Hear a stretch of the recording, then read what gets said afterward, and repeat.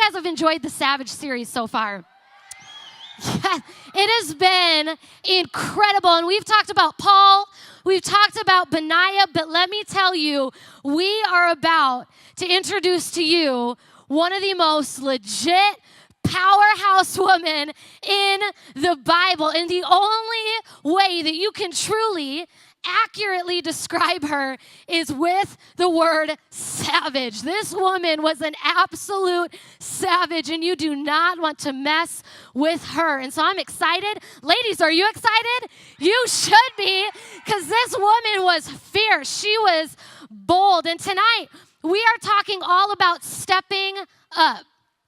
Stepping up. And how many of you guys have had to step up before? Maybe you had to step up within your sports teams, right? Any of you play varsity sports? Yes, the first time you start at your varsity sport, how many of you know you got to step up? You got to make sure that you are on your A game so that you aren't having to sit on the bench the rest of the season, right? Or maybe you've had to step up in regards to your grades. Maybe your grades are lacking and your parents are like, you know what? You need to step up. You need to get it together with that.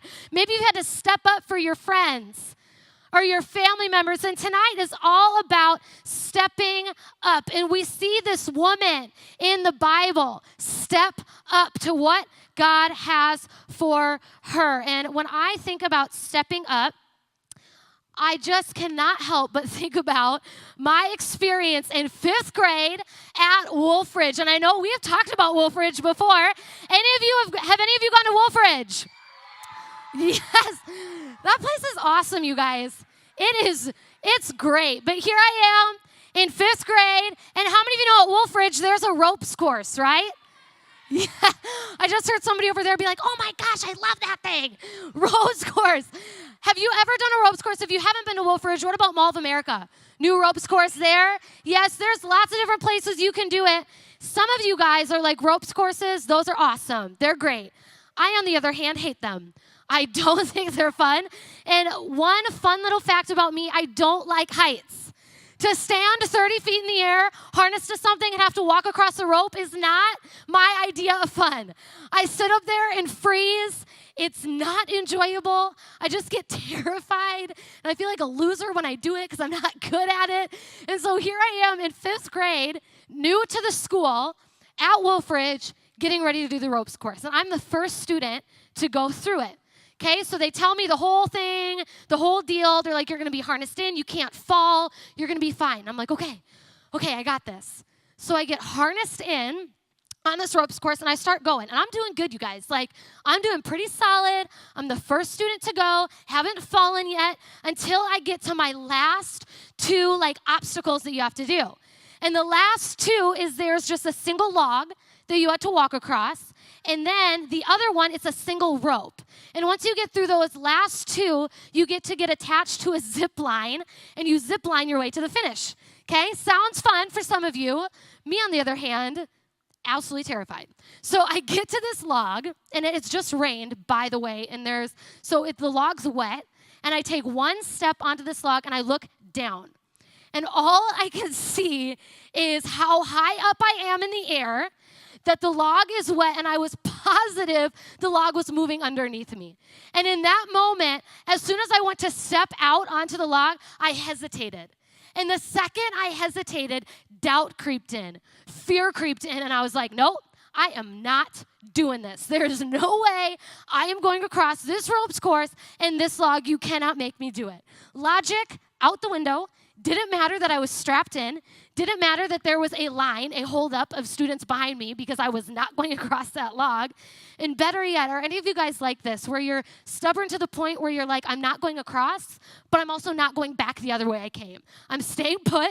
I'm staying right here, and you cannot make me move. And so as I'm standing there, one by one, students begin to pass me. And they're going through the ropes course. None of them are falling. They're having a great time. I'm sitting there crying, I can't do this. I'm so scared. And students are passing me by to the point where I'm the last kid on this ropes course. Everybody has already gone through it. I'm standing there, and I told my coach, my soccer coach was my counselor, and I said, if you'll go through it with me, I will go. But otherwise, I am staying put. And so she had to come up onto this ropes course. She had to grab me and shuffle across this log with me as I'm sobbing. I get to the end of the zip line, and while I completed it, my hesitation caused me to miss out on the joy of accomplishing it on my own. Right? I got all the way through, but because of my hesitation, everybody else passed me by. They all got to experience the joy of completing this ropes course and being like, yes, I did it. That was awesome. That was fun. I, on the other hand, was the last one, looked like a loser because I was sitting there sobbing, terrified to go across it, and I didn't get to partake and experience in the joy of doing it on my own and conquering my fears and conquering my doubts. And the thing with hesitating, students, even if you step out, even if you're obedient, when you hesitate and you allow your response to be delayed and you live in fear and you live in doubt, what's going to happen is people are going to start passing you by and experience the joy or the victory or whatever it is that you should have experienced first. And the victory is yours when you step out. It's yours when you step out. And when we talk about the story of this woman in the Bible, her name was Jael. And she grabbed hold of victory for Israel because she stepped out. She stepped out without fear, without hesitation, without doubt. But it's important to understand the backstory. And that's the fact that somebody else should have gotten victory for Israel.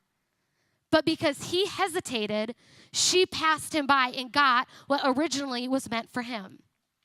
And that brings us to Judges 4, 1 through 9. And in this passage in the book of Judges, we meet a man named Barak, and he is the general of Israel.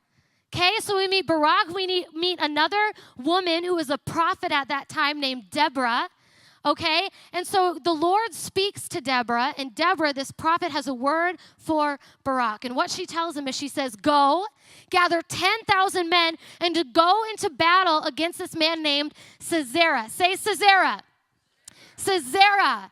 And who Sisera is he is the general of King Jabin's army. And Jabin, he's king over the people of Canaan. And these people of Canaan, Jabin and the Canaanite people had been oppressing Israel for over 20 years. And they had been doing it very cruelly. They were not nice people. Sisera was not a nice person. And so what the Lord says through Deborah, this prophet, is he tells Barak, or Deborah tells Barak, go, gather 10,000 men, go into battle against Sisera, and he will be given into your hands. And how many of you know Barak, as the general of Israel, he should have been familiar with battle. He should have been familiar with what this would look like. But instead of going and saying, all right, if this is what you told me, I'm going to go gather those 10,000 men. I'm going to go into battle. Instead, what does he do? He hesitates. There's a moment of hesitation, a moment of doubt. And it says in Judges 4:8 that he says to Deborah, if you will go with me, I will go. If you will not go with me, I will not go. And Barak's obedience has stipulations because it was tied to doubt. There was hesitation. And when you live in doubt, students, you disqualify yourself from fully stepping into what God has for you, from fully obeying the call that God has put on your life, and the ability to step up to what God has called you to do. It's not tied to your stature, but it's tied to your ability to surrender all and say yes to God each step of the way. And Barak should have been the one to defeat Sisera, right? It should have been his, but instead he obeys half-heartedly due to doubt. And let me tell you, students, delayed obedience is disobedience. Delayed obedience is disobedience. How many of you ever had it where your parent, your mom, your dad says, hey, can you go clean your room? And you're like, yeah. And then you just kind of shrug it off. And then they're like, go clean your room, please. And you're like, yep, I got it. The third time they ask, how many of you know you're in trouble? They're not happy. And they're not happy with you because even though you were maybe like, but I was going to do it. I was going to clean my room. You had delayed obedience. And delayed obedience is disobedience. And I think too many times We delay our obedience or our response to what God has asked us to do. And we do it because we hesitate and there's doubt involved. And what we say to God is we say, okay, Lord, I'll sign up for a missions trip if. I'll sign up for a missions trip if my best friend will go with me. And then I'll sign up. So there's that moment of hesitation, and it comes with stipulations. Or it's okay, God, I'll go up to the altar and I'll pray and I'll ask for breakthrough in this or that, but I'll only go if these people are going around me. Or if I'm not going to be made fun of. Or, okay, Lord, I'll go sit with that student who's alone at lunch if my friends don't make fun of me. If I can get them to come with me. And it's almost that mentality that Barak had of, if you'll go, I'll go. But if you're not going, I'm not going. And students, we can't have that posture towards the Lord because when we hesitate, we miss out on God's best for our lives. And what's interesting to me is that as soon as Barak says and kind of gives this ultimatum to Deborah and says, if you'll go, I'll go. If you don't go, I won't go. It's interesting that before it, she says, gather 10,000 men and Sisera will be brought into your hands. But as soon as his obedience comes with this doubt, with this hesitation, it says in verse 9 that she says to him, okay, I'll go with you, but the road on which you are going will not lead to your glory. Sisera will be delivered into the hand of a woman. And immediately there's that hesitation, and because of that, what should have been Barak's goes to this woman, to Jael. And at this time, a woman would have been the most unsuspecting person to defeat him. But I love that God doesn't look at our stature. He doesn't look at our significance. He doesn't look at our strength. He looks at our ability to surrender all and say yes to him. And it says in 1 Samuel 16, the Lord does not look at the things people look at. People look at outward appearance, but the Lord looks at the heart. And Jael's ability to step up wasn't determined by her stature. She wasn't the general of an army. She wasn't a mighty warrior. She wasn't a prophet. She wasn't a queen. The only thing we know about her was that she was a wife.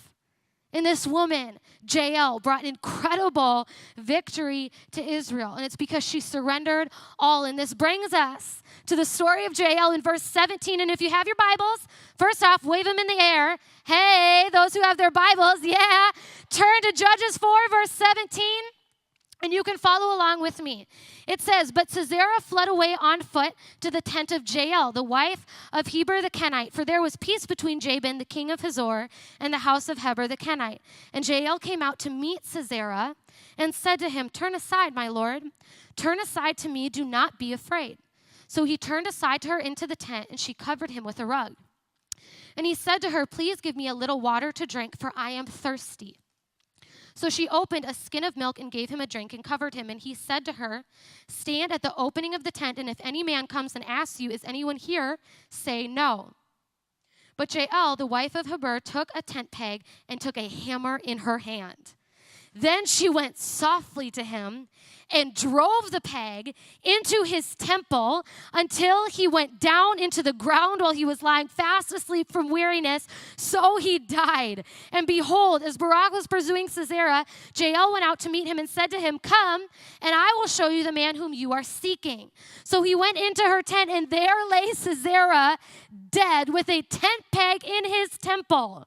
So on that day, God subdued Jabin, the king of Canaan, before the people of Israel, and the hand of the people of Israel pressed harder and harder against Jabin, the king of Canaan, until they destroyed Jabin, the king of Canaan. Talk about savage. Am I right? This woman, don't mess with her. She was fierce. She was bold. She was a savage. And put yourself in her shoes for a moment.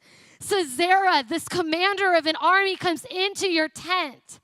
And how many of you know if she's going to pick up her tent peg and her hammer, what kind of thoughts would have been running through your mind, right? I know I would have been thinking about the repercussions of trying to kill him and having it not work. Like, what would have happened then? Or fear or doubt or question marks. But Jael, she stepped up, right? She was a savage, and she stepped up and surrendered all. Any fear, any doubts, any questions that she would have had, because I put myself in her shoes, and I would have had a lot of questions. My heart would have been beating so fast. Sweat would have been dripping down my forehead. I would have been nervous, terrified, afraid. But Jael was able to surrender all of that, and she just went and did it. You don't hear any bit of hesitation in her. You don't read about any doubt, any questions, any fear. You just see she grabs that tent peg, she grabs that hammer, and she just does it. She wasn't swayed by her feelings. And it's so important, students, that when we are obedient to God, we're not swayed by our feelings. Obedience needs to be objective and not subjective. Obedience is not subject to how we feel or what we think. And how many of you, that takes you back to English class, right? Objective, what does it mean? It means that you're not swayed by your feelings, by your emotions, by your opinions. And I think too many times we allow our feelings, our emotions to dictate our actions. Too many times. And can I just tell you this, students? Many times your emotions, one, they're fleeting. Two, they're typically not correct and not giving you the correct reality on what's going on. And when you live allowing your emotions and your thoughts and your opinions to dictate your walk with the Lord, you're not going to be fully obedient to what God has called you to do. And fear, doubt, insecurity, hesitation, we can't allow those feelings to keep us from stepping back instead of stepping out. Obedience has to be objective. Because being obedient to the Lord is not subject to how you feel. It's only subject to the Word of God. And if God has asked you to do it, He's going to equip you to do it. And so it doesn't matter how scared you are. It doesn't matter the doubt you feel. Well, those are very real emotions. And I'm not negating that. We have to be Christ followers who surrender that to the Lord. And say, God, I surrender to you my fear. I surrender to you my doubt. I surrender to you my insecurity. And I'm stepping out anyways. And it doesn't matter how I feel because my obedience isn't subject to my feelings. My obedience is subject to your word. And maybe you feel that you are the most unsuspecting person to be used by God. Like Jael, she was a woman. She wasn't a mighty warrior. She wasn't a queen, a prophet. She wasn't she wasn't a commander of an army. We only know about her that she was a wife. And maybe you feel like that you're an unsuspecting person to be used by God. Maybe you doubt. Maybe you have questions. Maybe you live in fear. Students, tonight we need to surrender that to God. And in 2 Corinthians 10, 5-6, it says, we destroy arguments and every lofty opinion raised against the knowledge of God, and take every thought captive to obey Christ, being ready to punish every disobedience until your obedience is complete. And we have to recognize, I think a lot of times when we read this verse, we think to ourselves that what we need to take captive are sinful thoughts and prideful thoughts. And that's true. Absolutely, you need to take those captive. But you also have to take captive fear. You have to take captive doubt. You have to take captive insecurity. And I think what's interesting about insecurity is it's rooted in pride because it's self-focused. And it's saying, God, I have a different image of myself than who you created me to be. And that insecurity and that doubt, students, it's exalting itself against the knowledge of God. Because what it's saying is, no, Lord, you might say that about me, but this is who I am. Or this is what I feel, so I can't do that. And you have to take those thoughts captive because when they exalt themselves against the knowledge of God and you don't step out, you're living in disobedience. And when you walk in disobedience to God, that's sin. And your ability to be used by God is not tied or linked to a specific personality type or a specific leadership style or athletic ability. It doesn't matter who your family is. It doesn't matter who your friends are. It doesn't matter how you've grown up. Your ability to be used by God is linked to your ability to say yes, to be obedient. It doesn't matter your stature. It doesn't matter if you feel significant or not. It matters that you can surrender those things to God and say, yes, Lord, I'll obey you each step of the way. And I think a lot of times fear and doubt and insecurity starts with comparison. When we take our eyes off of Christ and we put them onto ourselves and those around us. And comparison will crush your ability to be obedient to God. It will. It's easy to look around and think that God should use somebody else. It would have been easy for Jael to look around and say, but I'm not the general of an army. But I'm not a mighty warrior. But I'm not this. But I'm not that. But instead, she doesn't give any excuses. You don't read any excuses. Instead, what you read is that she tells him to come in and she serves him. And what's interesting is that as a wife, this would have been custom for Jael, to be hospitable, to be kind, to serve. And so what does she do? She defeats him by doing what she knew. She did what she knew. And students, what do you know? What are your giftings? What are your talents? I love that she didn't try to defeat him using a sword, going into battle with him. She didn't do that. Instead, she did what she knew. And little did Sisera know she had completely different motives, right? She was not trying to just give him something to drink and eat and make him comfortable, right? But he didn't know that, and because of that, she had an edge up. And she was able to bring victory to Israel. And the band can come up right now as we close. But students, we need to stop comparing. And I would love to just speak to the girls for a second and then the boys for a second. Girls specifically, when it comes to obeying God and stepping out, can I just speak right now to insecurity and the need for affirmation from others? I'm a girl, I get it, right? It's so easy for us ladies to say, yes, Lord, I'll obey you, but I feel like I'm not capable of doing that, or I feel like I can't do this or that, and we give excuses to God because of insecurity. Because we're looking around at other girls next to us or other girls around us or social media or whatever it is. And because of that, before we obey God, it's almost like we need affirmation from everybody else saying, yes, you can do it. Yes, you can do it before you step out. And what I love about Jael is that she didn't need the affirmation of anybody around her to say, yes, go do it. She did it. She just went out and was obedient. And for the boys in the room, can I just say this? Your physical strength means nothing compared to God's strength in your life. And if you want to bring victory to certain battles you're facing in your life, you need God's strength. And God wants to clothe you in that. He wants to create you into this mighty warrior spiritually. And so I don't want you boys to be raised up as men of God who think that it's dependent on you and your strength. Your ability to bring victory to whatever you're facing is dependent on God's strength. Be men of God that are raised up asking for more of God's strength over your life, for His victory in your life. Because Jael was obedient, she ended up being the fulfillment of Deborah's prophecy, which meant that she brought victory to not just herself and her household, but to Israel. Students, Jael's obedience, it didn't just affect her. It affected everyone around her, and your obedience has the ability to change not just your life, but everybody around you. And when we talk about obedience and not hesitating, we're not saying it just for your benefit. Yes, it'll benefit you. You'll receive victory in your life. You'll receive freedom. You get to do greater things for God than you could ever imagine. But when God asks you to step out, when He asks you to step up, it's not just for your benefit. It's for the benefit of those around you. And I have to ask this, what would happen if you stepped up and stepped out and truly believed that every word God spoke to you is true? And you didn't allow your obedience to be attached to hesitation or doubt or fear or insecurity, but you just went and did it.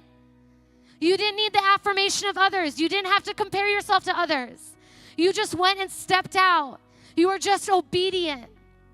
And I believe that we would see a generation rise up. I believe that we would see revival spark. I believe that here within Prior Lake, Shakopee, Burnsville, Savage, we would see more salvations than ever before. People healed, people experiencing freedom because of your ability to be obedient. Not because of mine, not because of Pastor Sam's, not because of your youth leaders and what we're doing, but because of your ability to obey God and what He's spoken. And seeing greater things occur within your schools, within your communities. Students, God has equipped you. He has created you for such a time as this. Let's step up to what He has in store. Let's step out for what He has in us. And let's not hesitate. Let's not allow fear and doubt to dictate our level of obedience. Students, your ability to be used by God, it's not dependent on your stature, but your ability to surrender all to the Lord and say yes every step of the way. And so we're going to stand up. And as you stand up, I need my leaders to just grab your flags for your Savage groups, and you can move to the sides. And I need every student to stand up in your seat and keep your eyes focused on me. And if you're in this room and you would say, Pastor Gabi, I've had trouble obeying what God has asked me to do because of fear, because of doubt, or I've been hesitant, or I've had delayed obedience and it's disobedience, and you need prayer right now, I would love to pray for you. And so if that's you, can you simply raise your hand right now?